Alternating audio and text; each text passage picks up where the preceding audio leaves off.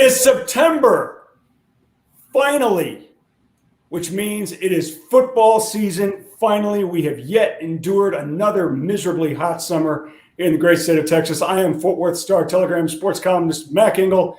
Welcome to another edition of Dallas Cowboys Overtime, and I'm joined by the great, very dapper-looking Clarence E. Hill Jr., who is, where are you, Clarence, these days? I'm at home right now, sir. What is the picture behind you, by the way? That's Negro Leagues. Negro Leagues. Ah, very neat. Negro Very Leagues, cool. yes. Very nice. Okay. Well, we are 1 week and change from the start of the 2021 NFL football season, and the Dallas Cowboys, coming off a glorious 6-10 season, of course, are the league's first prime time game. They will travel to Tampa to take on the defending Super Bowl champion Tampa Bay Buccaneers and 98-year-old quarterback Tom Brady. Clarence, speaking of quarterbacks, the Cowboys have one, and they promise he's healthy.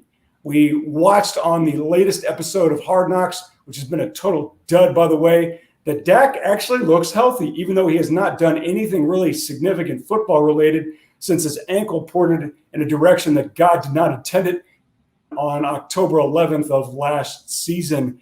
You have been waving the flag that Dak is okay, that despite his sore shoulder and whatever ankle injuries that he might have, or lingering ankle effects from the surgeries, that he's all right. Do you feel vindicated right now? No, it's not about vindication. I just like to. It's not about me. I try to keep it real. I'm not into the hyperbole and the sensationalism. Oh, he has another MRI. Ooh, they're not telling us something. I really believe, and I believed all along, that if the injury was more serious than what it was, they would have done different things. Okay? What would they have done? Wait, hang on, stop that.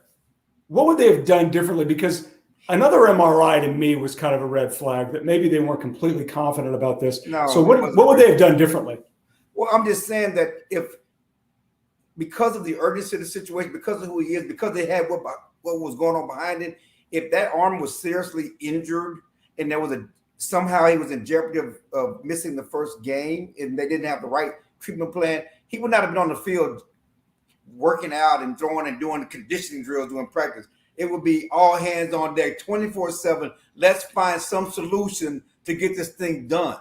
The fact that they were deliberate and cautious, but deliberate, and had him out there at every practice, at every event, tells me that they were confident in their treatment plan and that it wasn't more serious than what it was, because if something's wrong with their shoulder, let's get it fixed. We just paid this man $160 million.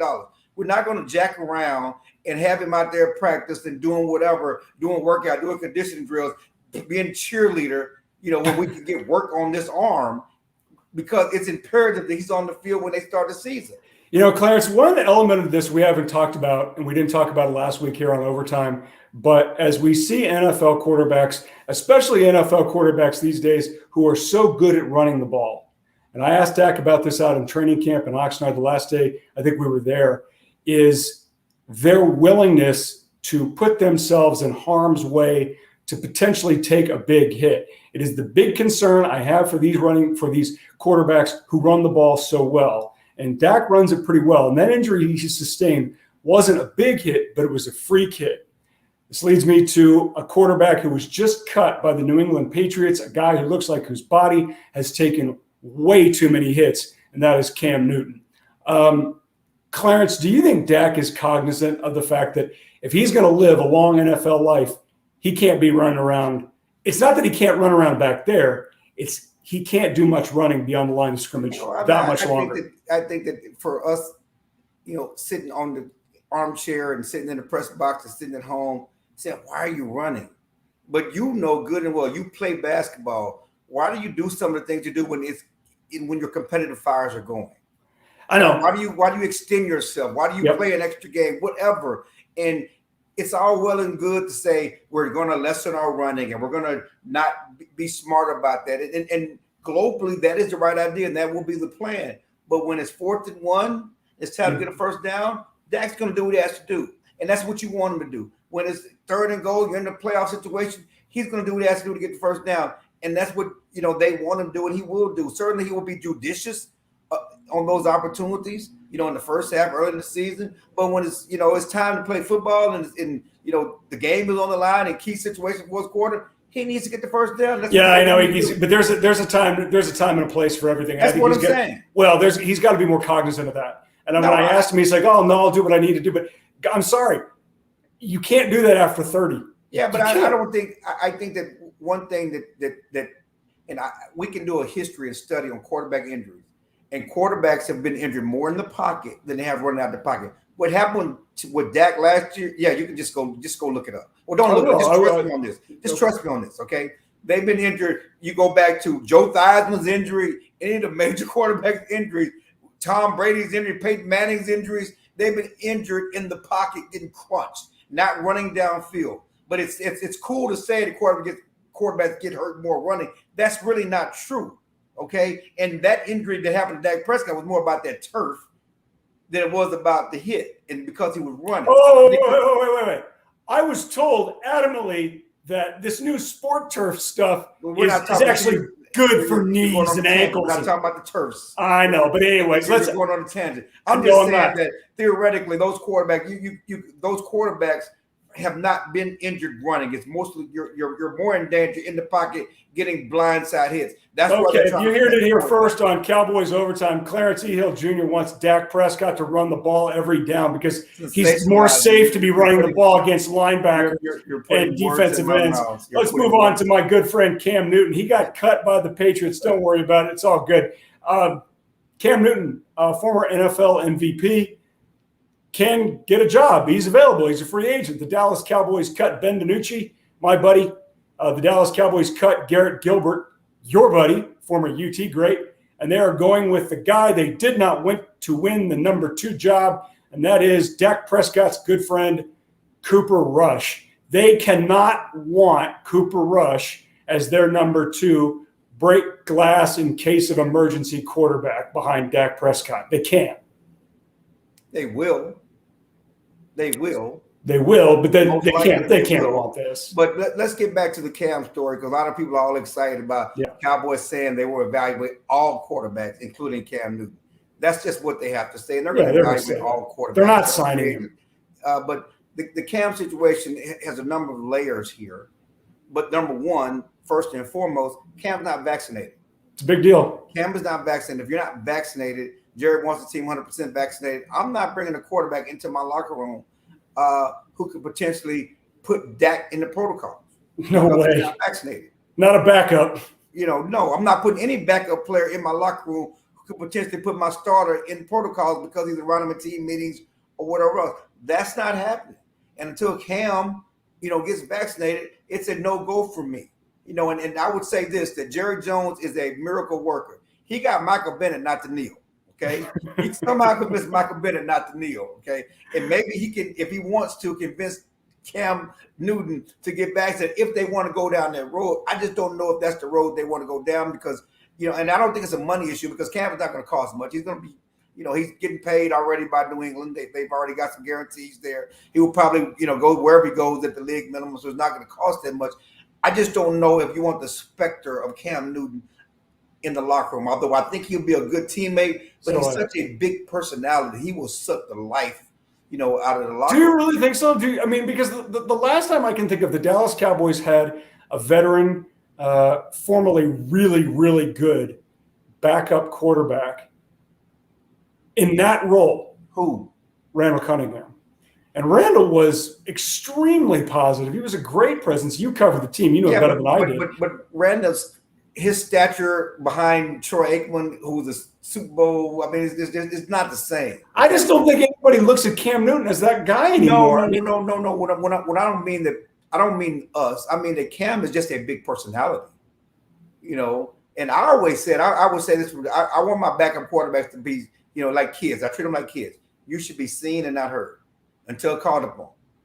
And Cam is going to be high-fiving and he's going to do whatever, and he's going to, I don't know if you want that in your locker room, and that's, it's terrible to say to a certain extent, but your backup quarterback should be seen and not heard. Jacksonville Jaguars coach Urban Meyer stuck his foot in his mouth today or maybe it was yesterday, when he said if a player is not vaccinated, he will take that into account whether or not they sign him as a free agent. Now, the NFLPA was not happy about that, but I think Urban Meyer basically stepped in it and was so honest that it bit him in the butt, because I think every other coach in the NFL and GM in the NFL right now would agree 100% with Urban Meyer. Do you think ultimately that anything will change out of this, out of Urban Meyer and the NFLPA getting mad at him about it, or it's going to be status quo and the NFL is going to say, hey, Urban, lie through your teeth and shut up? You know, I like that smooth transition you did to the COVID situation in the NFL, and certainly it's an issue in the Cowboys locker room. But let's be honest, you know, Urban just said the quiet part out loud. You know, his biggest problem was he didn't lie like most coaches lie, okay? And they want you to lie. There's no question the NFL has set this situation up where it's vaxxed players against unvaxxed players, and the protocols are set up where you want all your players vaxxed or have a vaccine, okay? And yes, it has played a role and will play a role in roster decisions. Availability is the best ability. We just talked about it earlier, you know, regarding Cam Newton and potentially putting Dak Prescott, other players in danger because he's not vaccinated. And those are the situations, those are things you think about when you have to make roster decisions. Yes, if the ability is equal, you're gonna look at other things, off the field thing, whatever. You're gonna look at that's what you do. Availability is the best ability. And so those are issues. You look at what's happened with the Cowboys over the last week. You know, they've had 5 guys in protocols, you know, and guys have been out. Luckily, it was in the preseason. One of those guys is CeeDee Lamb, the star receiver. Luckily, it's in the preseason. But this is the regular season, and he would have to miss 1 game, possibly 2 games because of the COVID issue. You know, that's what you can't have. Even this week, the Cowboys had Noah Brown, a receiver who was put in the protocol, and there's a chance he may not be back. If you look at how long it's taken the other guys to come back, he may not be back for the season opener against the Tampa Bay Buccaneers. You know, and Noah Brown. That's a chance the Cowboys are taking. This chance he's taking because he's somehow gotten himself in the COVID protocols, you know, the week before the season opener. Clarence, in a little bit, probably in about 2 or 3 weeks, we're going to start seeing guys go down. And NFL teams are going to have to fill out their rosters with guys hoping to get that phone call. Do you think that will motivate those players who are not vaccinated, the chance just to get an NFL job and be on an NFL roster, that will motivate those guys ultimately to get the shot? Or do you think they're just going to dig in and say, nope, not doing it? Well, I mean, because let me just, for the record, I think they'll take it. If they say, you're going to be on the team, take the shot, they'll do it. But the bottom line is they're hard-headed because they should have already gotten the shot, because this has been the reality of the situation. You look at the Cam Newton situation, anybody that's cut this week who's not vaccinated, it will take them 5 days before they can join a team because they're not vaccinated. So in regular season, you're talking about guys, if I have someone go down Sunday, I can't get the new guy in my locker room and ready to go by the next week's game because it will take them 5 days to go to get acclimated through the COVID protocol. So that is a huge issue that all the teams, including the Cowboys, have to face during the regular season. So the word from NFL, the word from Jerry Jones, get vaccinated. He wants his team 100% vaccinated. Hopefully CeeDee Lamb, the budding superstar, will be back and ready to go. You mentioned CeeDee Lamb a second ago, and you know, last season there was virtually nothing good to come of it. It was awful. 6-10. The defense was trash. Everybody got hurt. The quarterbacks hurt. But the one bright spot was your first-round draft pick, a guy I didn't want him to take, not because I didn't think he was a good player. Stop, sir. Stop. Not because I didn't think you didn't like this year's draft pick either. I read your draft story. I just wanted it was outstanding. You're darn right, you read it because it was really good. And I made a great point, which is great. Draft CeeDee Lamb. He's awesome. He doesn't make your team any better. They finished 6-10. He's fantastic. He's a great player. That defense is still trash. Now they've got Micah Parsons. He looks like a guy who could potentially be really, really good. I know you're really high on him, but he's a rookie. CeeDee Lamb looks like he is going to be a beast. If he is as good as he looked like he was last season as a rookie, is he going to replace Amari Cooper as this team's number one? You know, see, that's my frustration with you media guys. That is what my frustration is. And you're from Indy, right? Yes. Remember Reggie Wayne and Marvin Harrison? Yeah, hell yeah, I remember those guys. Did it matter who was number one, who number two? No. Why does it matter here? It's only in Dallas that we have to. Is he going to replace him? Is he going to supplant him? We got to get rid of Amari Cooper because CeeDee Lamb is great. Oh my God! I'm not going to get lectured by you. Why can't they both be great? They are the greatest show on turf in St. Louis when they had Isaac Bruce and Torrey Holt and Marshall Falk and the great quarterback. You're that Clarence Jr. That's saying what the Cowboys won. Okay, we have to decide. Does he replace him? Okay. It's be about replacing him. CeeDee Lamb is a budding superstar. Amari Cooper is a number one receiver. That's not going to change. Nope. CeeDee Lamb is going to be a co-number one receiver. Amari Cooper is still one of the best receivers in the NFL. CeeDee Lamb is also going to be great. Good problem to have. Oh, an embarrassment of riches. Look at Rowdy over there telling me how great the Cowboys receivers are going to be. You heard it here first.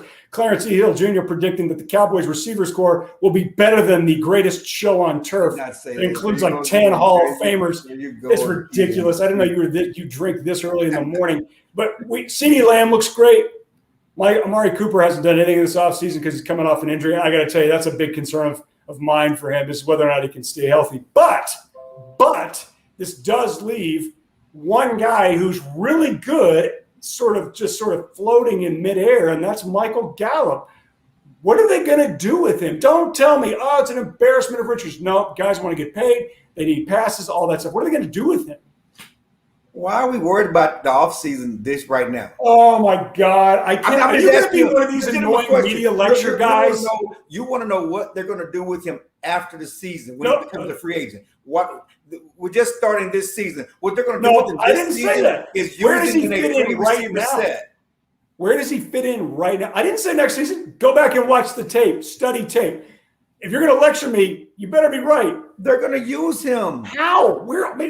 How many footballs are they going to have? Is Dak going to throw like his left and his right arm? I know he's good. I didn't know he was that good. You know, Amari Cooper said it best. It's not about the stats. It's not about how many balls we get. It's about winning. Their focus is winning, and they're going to spread the ball around and get to their guys. These are good problems to have. I know personally, CeeDee Lamb wants 100 balls, and Amari Cooper wants 100 balls, and Michael Gallup wants as many balls as he can get so he can get paid in the offseason, and Blake Jarwin wants balls, and Schultz showed out last year, and he's showed he's a capable tight end, and Zeke wants to show that he's one of the best running backs in the league again. Just spread the ball around, and hopefully the Cowboys will win and everybody will eat. That's the goal. That's the focus. I'm not saying it's going to happen. It's not about me saying everybody's good and everybody's great and the best team ever. But the focus for these guys, and the good thing about it is they're all unselfish. They're not clamoring for the ball and saying, me, I need to get my numbers. They want to win. And for a Cowboys fan base who hasn't won since 1995, they should be glad they want to win. They want everybody to eat.